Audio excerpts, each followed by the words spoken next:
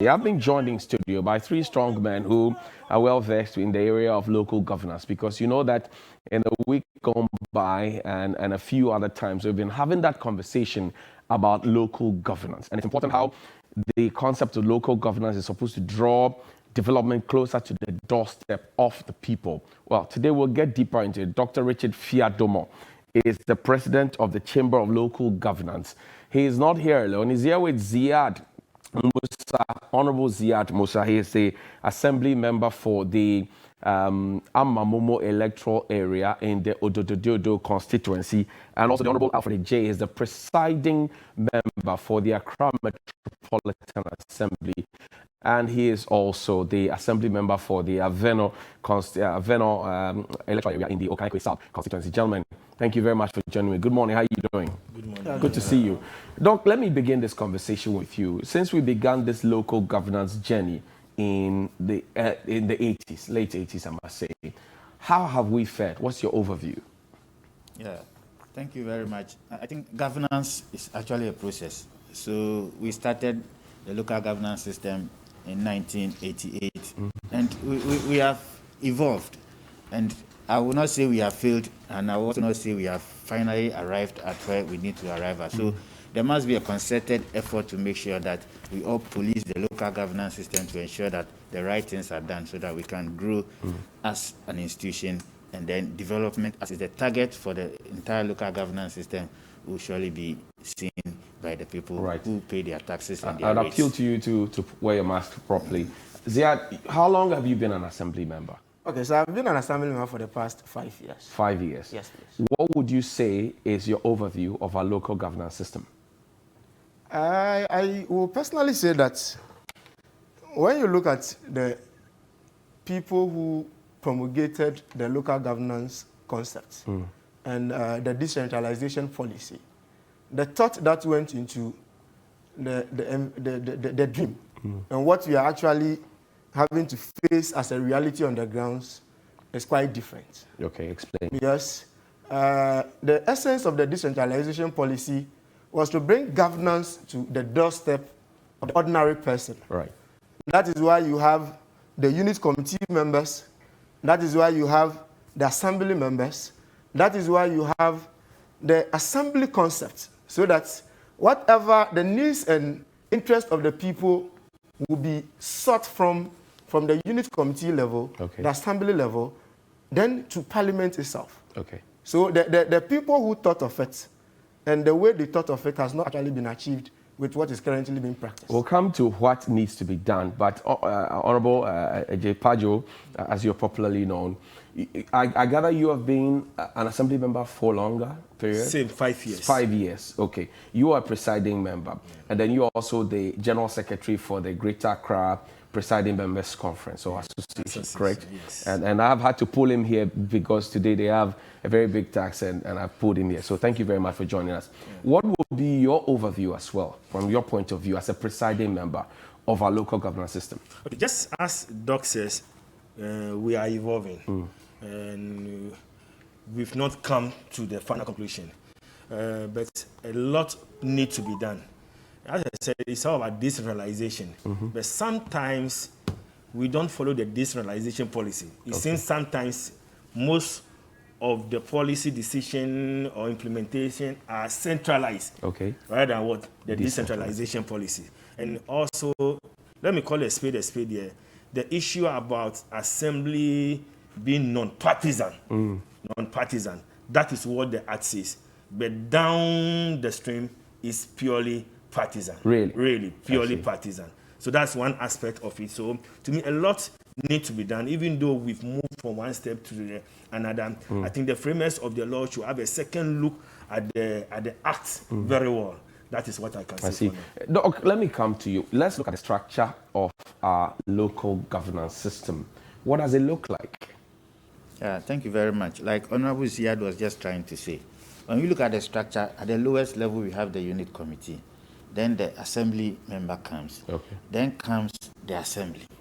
And then when the assembly comes, then we have the presiding member who is the head of the General Assembly, which unfortunately is not reflecting on on the ground, because you have some chief executives who are so obsessed with power and they will just not allow some of the presiding members to perform their functions.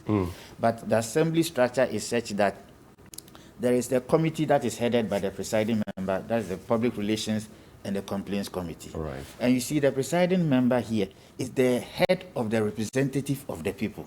So the honorable assembly members, they elect the presiding member. Okay, from amongst them. From amongst themselves. So these are people who are representing the people directly. And it's for good reason why the presiding member is supposed to be in charge of the public and take complaints. Then the chief executive is supposed to be the administrative and then the political head. Okay. But like we see, even you go to certain assemblies, some of the presiding members do not even have officers to even sit, let alone receive complaint, and that is also an issue. Then after that, then the RCC comes in, and the RCC has the responsibility is to monitor and evaluate the performance of the respective MDA. So that is the natural structure. The hierarchy. So like our presiding member is also trying to say, sometimes because of partisan politics, we do not allow the structures to work.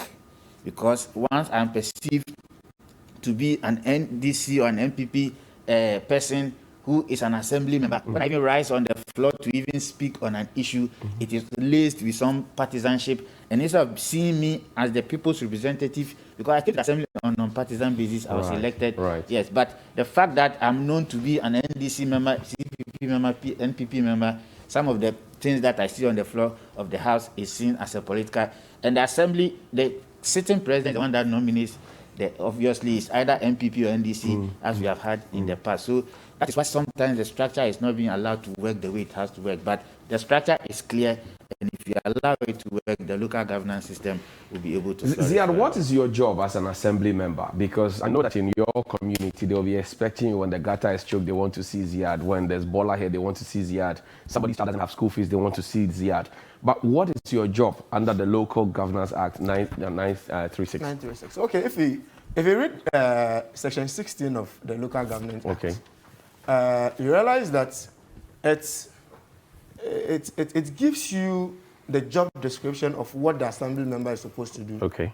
But the primary occupation of the assembly member is policy formulation. Right. You understand?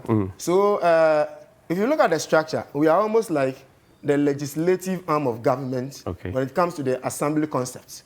So we are those who come out with the policy proposals, and then it goes to a place that is called EXECO, the Executive Committee. So every assembly member is constituted into committees. So you have the West Committee, you have the Planning Committee, the Development Planning Committee, you have the Social Services, you have the Finance and Administration Committee. So every assembly member... There's also security, right? There's security. Right. Every assembly member is supposed to belong to either one or two of the by committees. hook or crook. By hook or crook. Once you are elected and you get in there, you have to be a member of a committee. You have to serve on the committee. So it is from that committee that we give policy directions. So we say that, by virtue of the fact that I belong to the F&A committee, I propose this to be a policy of the assembly. So from all those proposals, development planning have their policy proposals. The works department committee also have their proposals. So after everything, it then moves to EXECO, which is the executive committee. The executive committee is being headed by the Metro Chief Executive, which is the if it is a district, the district chief executive or MC. You understand? So it is from that place that the chairman of all the committees will then present a report to the EXECO. And then the head of EXECO, together with the other committee members, decide on which policies the assembly should adopt. It doesn't end there. You know, there's this checks and balance system in place. So after that place, you adopt the policies, and then it now goes to the General Assembly for either a passage or a rejection. You understand? So the primary objective of the assembly member is to formulate policies. But like I said initially, the preoccupation of the people who envisage the decentralization policy has not actually been felt. Because if you come into my electoral area, as an assembly member, I am expected to be in the drains to seal the gutters. But that's not your job. That is not supposed Your to be job my is to legislate. Legislate. Okay. Then it is up to the executives to implement the things that we've legislated on. Okay. You understand? But like I said, if somebody passes away in my community, especially that it happens in my electoral area, a straight person passes away, it is the responsibility of the assembly member to make sure he's conveyed away from that place. You understand? Somebody is sick, they think it's the assembly member who's supposed to do it. So the local governance... Is it because of what you promised them when you're looking for power or what? No. It is because the system has been designed in such a way that it weakens the assembly member in actually performing the duties he's been elected to do. I see. Pajo, let me come to you. So you're a presiding member. Doc says sometimes some of you don't even have offices. Is that correct?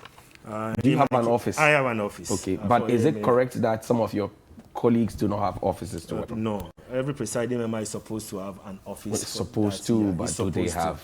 As I said, in my case, I know I have an office. Okay. I have an office. Okay. But you belong to an association of presiding members. Yes. Do you know if all your members, at least in the Greater Accra region, have offices that they work from? Yes. For Greater Accra, I know everybody is having an office.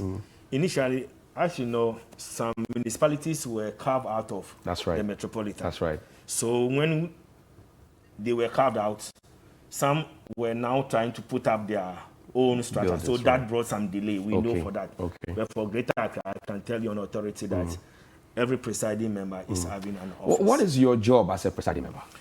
They have given me the structure. We have to think about it in the committees, move it to the executive committee, take it to the General Assembly, and then back start implementation. What is your job in the mix? Okay. The presiding member, I can the work of the presiding member to be like the Speaker of Parliament. Okay. Precisely. It's the miniature of that. Okay. The work of the presiding member basically is to convene an assembly meeting, as he rightly said, from the subcommittee structure, okay, which is headed by respective assembly members. They were also elected. After their, how do you call it, their meetings, they come to the executive before it's presented to the General Assembly. Okay. So it's at the General Assembly that is the highest decision body. Where you are boss? Yes, where I am the boss. Okay. It's the highest decision body of the Assembly. That is where we judge. Okay. Okay. Someone comes out with this proposal. What do you think about it? You are going to have a debate. Okay. Do you agree to this? Yes, we all agree to that. Maybe if there is no agreement, then we put it to vote.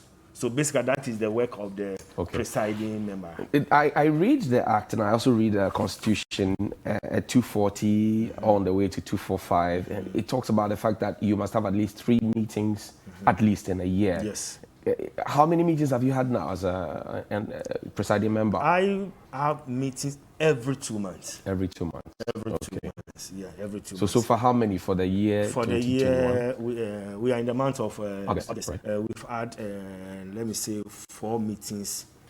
Okay. Yeah, we're supposed to have meeting last 2 weeks. Okay. But we postponed it because we've not had the executive committee meeting. Okay. Okay. So from the executive committee meeting, the report we brought to the General Assembly meeting. As I'm talking to that today, at AMA, we have executive committee meeting. Okay. So after the executive committee meeting, that's where they will bring their report to the Assembly, to the General Assembly, which is headed by the presiding. I see. Doc, so a key question in the whole mix, the president is enjoined by Article 2431 to appoint, if you like, nominate a district chief executive who would then be confirmed or approved by the Assembly, 2/3 majority. That's what the law says. The Assembly which Pajo chairs. Now, the MMDCs have been asked to act for all this while. What are the assemblies losing by having this situation? Maybe first of all, is that correct in the eyes of the law? Thank you very much. If we contend that it's an illegality for the president to have asked the MMDCs to act. Why do you say that? Because when you look at 2431, it is clear. It says that there shall be a chief executive appointed by the president and by prior approval by 2/3 majority of assembly members present and voting. Okay. So there can only be a chief executive after an appointment and approval by the honorable assembly members, and not even that by 2/3 majority. Okay. So in January, what the president did was to terminate the appointment of all the MMDCs by asking them to act. And we have the view that that decision was an ultra-virus decision taken by the president. It runs in the face of our constitution. And that's why we are preparing to go to the Supreme Court for an interpretation. I see. You want to go to court? Yeah, we'll go to court because we think that the president doesn't have the powers to ask MMDCs to act. And it's alien to the constitution. MMDCs cannot act. That is why anytime there's a vacancy, an MMDC is sacked by the president or resigns or unfortunately loses their life, the president asks the regional minister to oversee that assembly until a new MMDC is nominated and confirmed.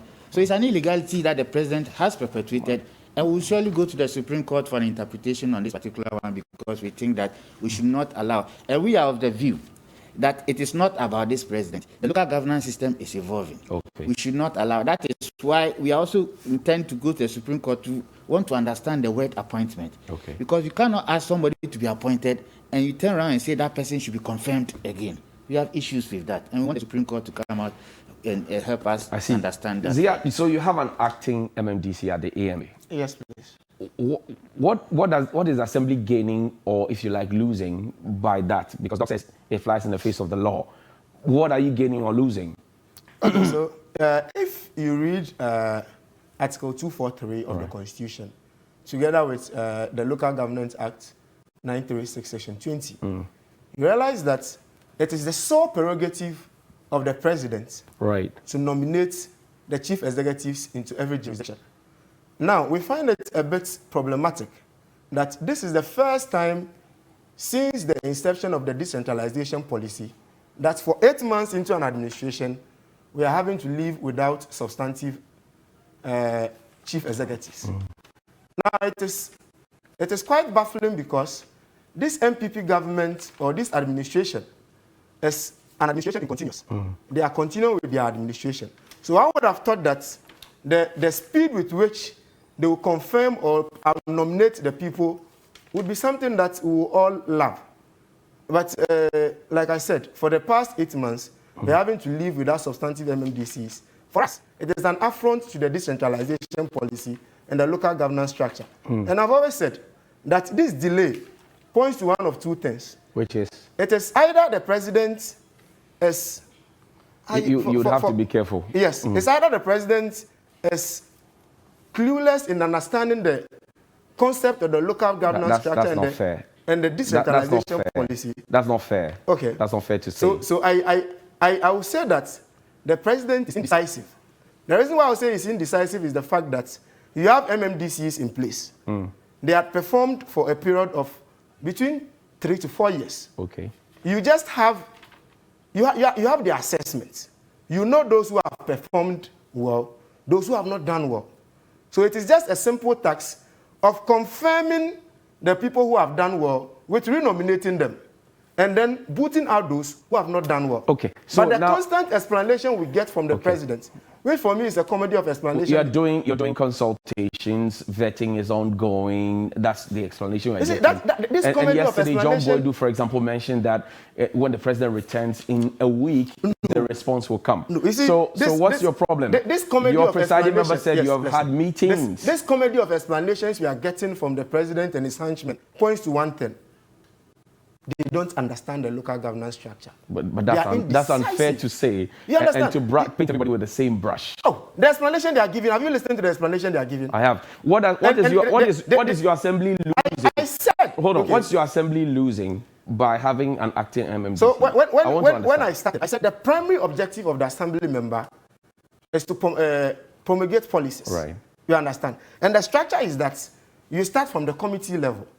So you give policy suggestions at the committee level. It moves to executive. When it moves to executive, it is being chaired by the chief executive. Right. You understand? So the chief executive is supposed to bring together all the policies that you've done. That is understood. You understand? So if the chief executive has been directed by the president not to give any policy direction, it means whatever you give as a policy suggestion from your committee level will end at the executive committee level. Okay. You understand? Let me ask your presiding member. So this is what Doc is saying. It flies to the face of the law. This is what your member is saying. Okay. What are you saying? What has been the result of the meetings that you've Okay. had. In the first place, what my honorable member said is misleading. What is, okay, explain. First thing, this is not the first time Okay. a president has asked MCs to remain at post. Okay. But this is the first time. Please, Oh, no, no, please, Ziad, please, Ziad, hold on, allow him, hold on, allow hold him. on. Ziad, allow him. Hold on. Bajo, go ahead. 2009, when the late Professor Tamils was sworn in on 7th January, he asked MMDCs who were appointed by the previous government Okay. to remain at post Right. for about 5 to 6 months. And Okay. it became an internal conflict within the NDC. NDC. So he should just correct himself. Okay. The second point is, he made allusion to the 8 months. MMDCs are supposed to be in office for 4 years. 4 years. Right. But they are They can't run for two terms. they can't run More than for 2 terms. All right. And Article 20, okay, Section 20 Yes. of the Local Government Act. yes, Section 20, okay, made mention of the part of the MMDC being removed through vote of no confidence, blah, blah, blah, blah, blah. Now, their term is 4 years. Right. Now, as at now, there are some MMDCs whose 4 years of tenure has never even elapsed. I can give you a typical example. Kole Krote, Okay. they were carved out of what? AMA. Okay. Okay? The MCs was sworn in March 2019. Okay. So, it's, So then why was a blanket given to all of them to act? Yes, that is a different issue. Okay. You know, it falls into it. It was no. I'm making reference to what I get you, but Okay. I'm saying that if you're saying that the argument is that some of them were appointed midway or Yes. mid-term Yes. because a new assembly was carved. Why was there a blanket letter to all of them to act? That is an issue that needs to be discussed. Okay. Okay, I understand that. But for him to make that section that is 8 months, no. So No, Okay, let me finish. go ahead. The second issue has to do with the duties of the MMDCs. That's right. Okay? And if you read the act very well, first thing, preside at meetings by executive committee, blah, blah, blah. As at now, we have executive committee meeting. Okay. The assembly is running. Okay. Everything is ongoing. With the section of policy decision. Okay. Policy decision. And let me tell you something. So what will be the essence Hold on. Hold on for me. Sorry. So assembly members meet. They formulate policies. They take it to the executive committee. They prune it, and then they bring it to you, your general assembly, Good. for you to legislate. Yes. Now, when you are done with it, whose job is it to implement what you have decided? Is the General Assembly? Are you getting me? No, it can't be Hold on. Allow me, please. Hold on. Whose job is it to Implement. So, for example, you decide the that assembly members formulate the policies, and we give it to the technocrats Okay. for them to what? Implement it. the job of the MMDC is to be the political and administrative head, correct, of the assembly. Yes. So I'm saying that if the assembly members take a decision, they take it to the executive committee, they prune it, and then Yes. they bring it to you, that this is what our people are saying. Yes. And then you, as presiding member, help them to approve it. Whose job is it to implement it? It's the technocrats Okay. of the assembly who are supposed to implement every policy. Okay. Technocrats of the assembly. Yes, But the technocrats of the assembly, who is their boss? it's the MC. But the MC has been told not to take policy decisions. So how is the essence, what's the essence of the decisions that you take? How will the people feel it on the ground? One thing you must know that the MC is the chief representative of the central government at the assembly. Right. Okay? The policy decision they are talking about, I don't want to delve into, but the policy decision has nothing to do with issues that come from executive meeting. Okay. Because listen, at the executive meeting, the MCE do not approve of any decision Okay. that is discussed there. Okay. It's being brought to the General Assembly. Okay. And then you take a decision. Yeah, and not I take a decision. Okay. It's the General Assembly. Okay. The General Assembly hold that on. you had, hold on Yes. for me, sorry. So the General Assembly that you had receives proposals from the executive committee Yes. that has been forwarded from the assembly members. Now, I'm saying that if, for example, the assembly members propose that forthwith, let us charge all market tolls from 2 cedis, let's now go to 5 cedis. The executive committee agrees and then brings it to you. Then the assembly passes that. Whose job is it now to go to the market to go and collect the 5 cedis? It's That, as I said, we have different departments. It's the technocrats. Okay. It's not even the MCE. No, you are. I think that you are trying to railroad the conversation. You understand my question, but you are not answering my question. I'm saying that the technocrats who work at the AMA, LADMA, LECMA, are headed by an MMDC who's a representative of the president, who has been told not to take policy decisions. Now, the assembly members decide on a policy. They give to the executive committee. They come to the assembly.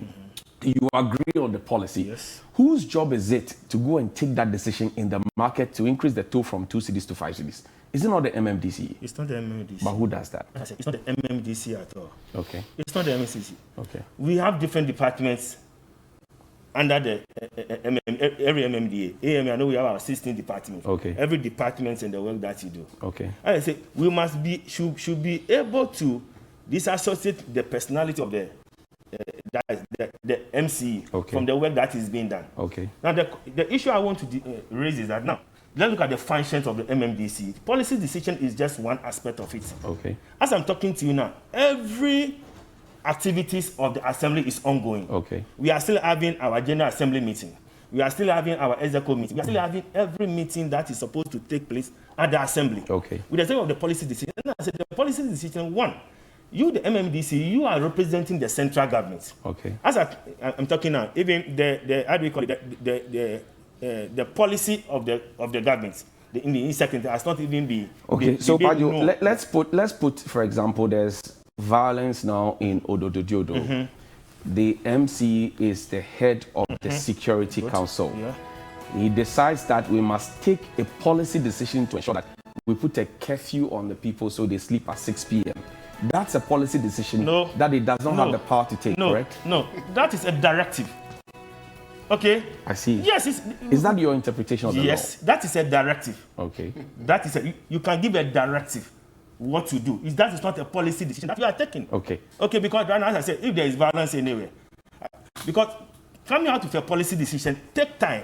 You need to do a lot of consultation because it's permanent. Okay. It's different from what? Taking a directive. I see. So, Doc, now, let me pick your closing thoughts on this particular one. We have been assured that the MMDCs will come. Pajo has given us a historical antecedent. Now, what are the assemblies not getting as a result of they getting MMDCs acting instead of having a substantive MMDC? Yeah, thank you very much. I think just want to a quick one. This is the first time that MMDC has been asked to act in this country. Really? Professor Mills asked the MPP appointed MMDCs to continue to be in office until such a time that he will nominate his own MMDC. So they were legitimate? Yes. So in that there case, was no caveat. They were approved by 2/3 majority? No, they were MMDCs that were in office. Their term was not up. But a new president came in and said, continue to be in office until I get the opportunity to nominate. But then, Doc, by what you read for me, 2/3 majority of the assembly should have approved them. No, correct? They are already sitting MMDCs whose term of office have not yet expired. Elapsed. Okay. But this particular one, there is a specific caveat that do not take policy decision. The assembly is a policy implementing institution. Why are the honorable assembly members and the presiding member there? They make policy for the policy to be implemented. Pajo says they are taking a directive. It's different. Yes. So I disagree with him on that. Wrap up on me. What are the assemblies losing? Because now they are collecting business operation permit, property rates, all of those ones. The truth of the matter is that the assemblies are not working. Presiding member, any meeting he calls, all the policies they make cannot be implemented because there's not a functional MMDC. And we are also picking signals that some of the MMDCs are doing things the president has asked them not to do. Like what? Yes, not to take policy decision. Because if you are there approving contract and payment, it is a policy decision that you are taking. And you have been specifically one. And you see what is happening. The president should be quick to nominate MMDCs because he's putting the so-called acting MMDCs and they are going to have legal challenge because some of the things that they do. That explains why today you have the regional minister going around asking demolition and other things to be done. That is not the job of a regional minister. But I can understand because the MMDCs cannot do demolition today. No MMDC can give a directive that people should go and sleep at 6 p.m. or whatever you are trying to say. Clearly, they cannot take policy decisions. So their presence there, they are just causing financial loss to their respective assemblies, using our fuel up and down, using it to do no work for us. Ziad, you have the final word on this one. What do you say in 1 minute? I want to summarize it for the ordinary man to understand what the directive of the president means. What the directive of the president means is that, example, a policeman, if the president gives a directive that, okay, the regional commander, you can be at post, but don't effect any arrest. You understand? The primary goal of the policeman is to effect arrest when there is a wrongdoing. So if you give a directive that the policeman can be at post but can't arrest, it's just like telling the MC. Is that not being too simplistic? Yes, that's how the ordinary man can understand it. Okay. You understand? All right. So the president should be very fast in doing that. All right. Like I said, maybe he doesn't understand the local governance structure. Well, I think that's unfair to a comment to make. But well, thank you very much, gentlemen, for your time. I wish you all the best. You have a conference today. I wish you all the best. Where is it happening? Okay. I wish you all the best. And thank you. Say again. You want to do a last comment? Honorable Alfred J, the presiding member of the AMA. The effect on this supposed delay, I think the directive first has to do with NALAC. NALAC, okay. Are you getting me? Right. NALAC is every 2 years. You need to have an election. The election was supposed to take place in June. But to me, because of the delay in the appointment of the MMBs, that is why. But you just said the delay is not affecting us. No. Okay, thank you. Thank you very much. Honorable Alfred J is the presiding member of the AMA. Also, Dr. Richard Fiadomo is the president of the Local Governance Institute. And also, Honorable Musa Ziad is Assemblyman for Mamambo electoral area in the Greater Accra region, the Diodo constituency. Thank you very much indeed for your time. My name is Johnny Hughes. We'll see you after the break.